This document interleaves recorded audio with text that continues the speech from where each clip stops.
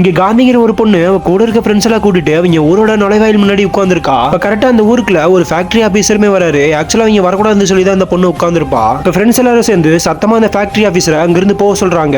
அந்த ஊரோட தலைவருமே வந்து அந்த பசங்களை எழுப்பி பார்த்து எந்திரிக்காதனால அவங்க அப்பா அம்மாவை கூட்டு வர சொல்லிடுறாங்க. இந்த பசங்களுமே அவங்க வந்தாலும் எந்திரிக்க கூடாதுன்னு சொல்லிட்டு கையெல்லாம் கோத்து ஒற்றுமையா உட்கார்ந்துருக்காங்க. இந்த ஃபேக்டரி ஆபீசர் உனக்கு என்ன வேணும்னு கேட்க எங்க தாத்தாவோட மரத்தை வெட்டாதீங்கன்னு சொல்றா. அந்த ஃபேக்டரி ஆபீசர் எந்திரிச்சு நீங்க எந்திரிக்க சொல்ற இல்ல போலீஸ் வர சொல்லட்டுமான்னு அந்த ஊர் தலைவிட்ட கேக்குறாரு. உடனே அந்த பசங்களோட பேரண்ட்ஸ் எல்லாம் பயந்துட்டு அவங்க அங்க இருந்து அடிச்சு எழுப்பிடுறாங்க.